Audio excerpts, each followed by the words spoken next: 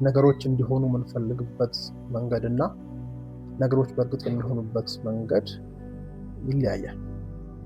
አንዳንድ ጊዜ እኛ የምናስበው ነገር እንዲሆን የምንፈልግበት መንገድ ያ ነገር እንዲሆን እግዚአብሔር ካስቀመጠው መንገድ የተለየ ሊሆን ይችላል።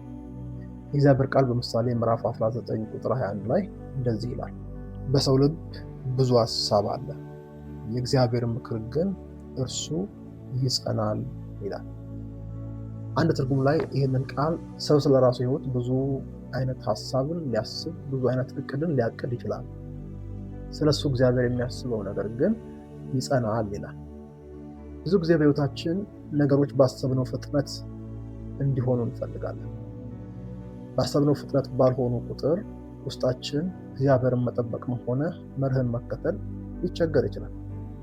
እንደው ዝም ብለን አንድ በሪሞት እንደሚከፈት ማሽን አድርገን ሕይወታችንን ብንቆጥር ከዚህም የተነሳ መንፈሳዊ ነገራችንን እንዲለወጥ የሆነ ሕይወታችንን እንደ ማሽን ቆጥረን መንፈሳዊ ከፍታ የሚል በተን ኖሮት ያንን በተን ስንጫን በአንዴ ወስዶ ሶስተኛ ሰማይ አስገብቶን ነጭ ዙፋን ላይ ተቀመጠ፣ አይኖቹ እንደ እሳት ነበልባል፣ እግሮቹ እንደ ጋሎ ናስ ብረት የሆነውን ጌታ አይተን ከዛ ድምፅ ብንሰማ እጅግ ደስተኞች ነው። በሌላ በኩል ደግሞ በሕይወታችን እንዲከፈቱ የምንፈልጋቸው በሮች ትዳር ሊሆን ይችላል፣ የስራ ሊሆን ይችላል፣ የቢዝነስ ሊሆን ይችላል፣ የአገልግሎት ሊሆን ይችላል፣ የስልጣን ሊሆን ይችላል፣ የውጭ እድል ሊሆን ይችላል። ብቻ እንዲሆኑ የምንፈልጋቸው በረከት ብለን የጠራናቸው በሮች እንዲከፈቱ ክፈት የሚል በተን ኖሮት በዛ መንገድ ኦፕሬት የሚያደርግ ማሽን አይነት ቢሆን ሕይወታችን የምንመርጥ እንመስላለን። ሌላ ጊዜ ደግሞ ምናልባት ክፋት ወደ ዙሪያችን ሲመጣ፣ ጨለማ ሕይወታችንን አታክ ሊያደርግ ሲፈልግ፣ ብዙዎች የተጎዱበት ነገር ወደኛም እየመጣ እንደሆነ ሲገባን፣ ከዚህም የተነሳ ነገሩ በሕይወታችን ላይ እንዳይሆን በሮች እንዲዘጉ ስንፈልግ ዝም ብለን ዝጋ የሚባል በተን ኖሮት ስንዘጋው ወዲያው የሚዘጋ አይነት ማሽን የሚመስል አይነት ሕይወት እንዲኖረን ብሎ የምናስብበት ጊዜ ሊኖር ይችላል። በሌላ በኩል ደግሞ እግዚአብሔር አምላክ ፊት በሆነ መንገድ ሕይወታችን ላይ የሆነ መልካም ነገር በዛው መልካም ሆኖ እንዲቀጥልና የተከለከለ መጥፎ ነገር ደግሞ እንደተከለከለ እንዲቀጥል እንደው ዲፎልት ሞድ ቢኖር በቃ በዚሁ ቀጥል በተን ነቅተን ከዛ በኋላ ምንም ሳናደርግ ሕይወት በነበረበት እንዲቀጥል ልንፈልግ እንችላለን። አንዳንድ ጊዜ ደግሞ ሕይወት በብዙ አማራጭ የተሞላች ነች። በዚህ ዓለም ላይ ብዙ ነገሮችን መምረጥ የምንችልበት እድል አለ። ከዛ ሁሉ ውስጥ ግን የእግዚአብሔር ፍቃድና እቅድ የሚሆነው ሁሉም ላይሆን ይችላል።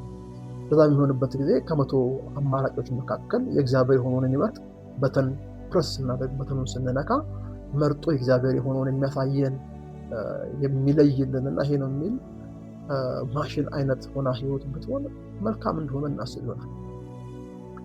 ነገሮች በፍጥነት እንዲሆኑ በምናስብበት መንገድ ሊሆኑ የሚችሉበት አጋጣሚ ቢኖሩ ነገሮቹ በዛ መንገድ ይሆናሉ እንጂ ለዛ ለሆነው ነገር ግን የሚበቃ ሕይወት በፍጹም አይኖርም። ለምሳሌ መኪና መንዳት ሳትችሉ እግዚአብሔር አምላክ መኪና ቢሰጣችሁ፣ ለሰው ማስተላለፍ የማትችሉት መኪና ቢሰጣችሁ፣ መሸጥ ማትችሉት ግን መጠቀም የሚገባችሁ መኪና እጃችሁ ላይ ቢገባ፣ ስለ ትዳር የሚያስፈልገውን አንደርስታንዲንግ እና ትዳር እንዴት ነው የሚመራ ሳታውቁ እግዚአብሔር በትዳር ሊባርካችሁ፣ ትዳር ሊሰጣችሁ፣ እንዴት እንደሚመራ ሳታውቁ እግዚአብሔር ሀገር የምትመሩበትን የስልጣን ቦታ ይሰጣችሁ፣ እንዴት እንደምታስተዳድሩ ሳታውቁ እግዚአብሔር ብዙ ገንዘብ እጃችሁ ላይ ሊያስገባ፣ ነገሩ እጃችሁ ላይ ገብቷል ግን ፍጻሜው ጥፋት ሊሆን በብዙ ጥንቅጥ ውስጥ ሰዎችን ሊያሳልፍ የሚችል ነገር በሕይወታችን ሊያልፍ ይችላል። ስለዚህ በተኑን ነክተን ሕይወታችን ላይ የማምጣት ጉዳይ ብቻ ሳይሆን መሆን ያለበት ያ የመጣ ነገር የሚፈልገውን ሕይወት በሕይወታችን ላይ እንደተገነባ እርግጠኞች መሆን ካስፈለገ ሕይወት ልክ በተኑን እንደመጫን ነገሩ እንዲሆን የምንፈልግበት ብቻ ሳይሆን በመርህ የሚኖር ነው። እግዚአብሔር አምላክ ስለሚወደን በሕይወታችን ላይ ሊሰጠን ብቻ ሳይሆን የሚሰጠን ነገር እንዲጠቅመንም ጭምር ስለሚፈልግ አስቀድሞ የሰጠን ነገር ለሱ ክብር፣ ለሰዎች ጥቅም እንደሚሆን እርግጠኛ መሆን ይፈልጋል። እግዚአብሔር አምላክ አይቸኩልም፣ ደግሞ አይዘገይም። በጊዜው ሲገለጥ ግን መጽሐፍ እንደሚናገር ነገርን በጊዜው ውብ አድርጎ ሰራው ነው የሚለው። ስለዚህ በእግዚአብሔር ቤት ብዙዎች በዚህ ዘመን በፍጥነት ነገሮች ሕይወታቸው ላይ እንዲሆኑ የማይቆፍሩት ጉድጓድ፣ የማይፈነቅሉት ድንጋይ የለም። ከዚህም የተነሳ ልክ ያልሆነ መንገድም ጭምር ሊከተሉ ይገደዳሉ። ወዳጆቼ እንዴት እንደምንጠቀምበት ማናውቀውን ነገር እጃችን ላይ ለማስገባት የምናደርገው ልክ ያልሆነ አካሄድ ነገሩ እጃችን ከገባ በኋላ ምን አለ ባልገባ ብለን እስክናማረር ድረስ ሊያደርሰን የሚችል መንገድ ላይ ሊያስገባ ይችላል። ከሁሉ በላይ ግን እግዚአብሔር ከሰጠን ነገር ትልቁ ብለን ልንቆጥረው የምንችለው ህይወት ነው።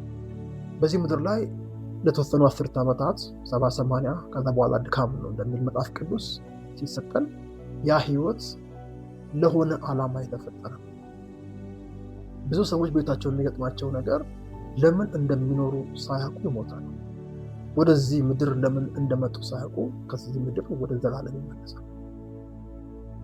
የማናውቀውን ነገር መቀበል ካለመቀበል በላይ ሊከፋ የሚችልበት መንገድ ውስጥ ነው። ከዚህም የተነሳ እግዚአብሔር አምላክ በህይወታችን ለእያንዳንዱ ህይወት ዘርፍ ያስቀመጠው መርህ እንዳለ ማወቅ አለብን።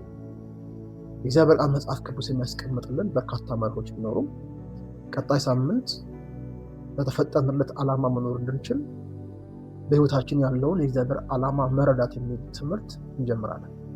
ይሄኛው ትምህርት የሆነ በተን ነክተን የሆነ ቦታ ከፍታ ላይ መውጣት፣ በር ማስከፈት፣ በር ማዘጋት፣ ባለበት ማስቀጠል፣ ማጣራት አይነት ሳይሆን በትክክለኛው ጊዜ ትክክለኛውን ህይወት ኖረን እግዚአብሔር ካሰበልን መልካም ነገር ሳንጎድል እኛም በተመለከተ ያለውን ሀሳብ በሙላት ኖረን ፍጹም ደስተኞች ሆነን ለብዙዎች በረከት ሆነን ስንጨርስ እንደ አባቶቻችን መልካሙን ሩጫ ሮጠን የምንጨርስ እንድንሆን የሚያደርገው።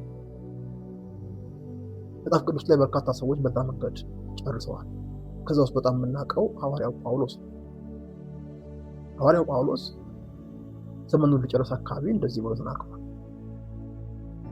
ሩጫውን ጨርሻለሁ፣ መልካሙን ገድል ተጋድያለሁ፣ ሃይማኖትን ጠብቄአለሁ፣ ስለዚህ የድል አክሊል ይጠብቀኛል።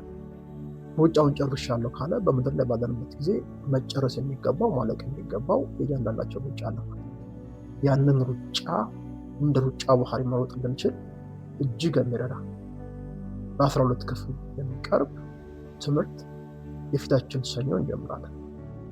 ይሄ ትምህርት ዝም ብሎ ትምህርት ብቻ እንዳይሆን ሰኞ እንዲህ አሁን እንደምናቀርበው የተቀዳ የምናነሳውን ሀሳብ በዝርዝር ከእግዚአብሔር ቃልም እንዲሁም አንዳንድ ከሳይንስ ጋር የሚገናኙ እውነታዎችን ጨምሮ ዋና የሆነውን መረጃ የምናቀርብበት ፕሮግራም ይኖራል።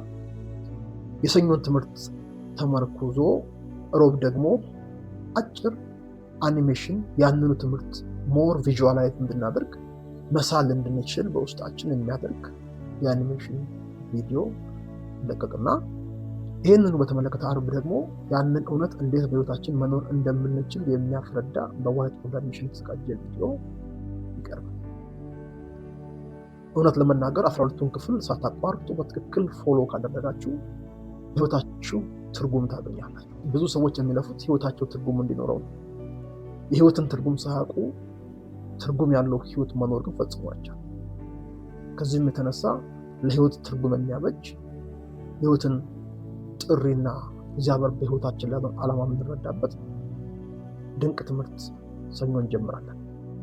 ይህን ትምህርት እስክንጀምር ድረስ ሰብስክራይብ ያደረጋችሁ ለምታውቁት ሁሉ ሼር እያደረጋችሁ የምታዩትን ቪዲዮዎች ሁሉ ደግሞ ላይክ ኮሜንት እያደረጋችሁ ብዙዎችን እንዲደርስ እንድታግዙን አበረታታለሁ። ሻሎም።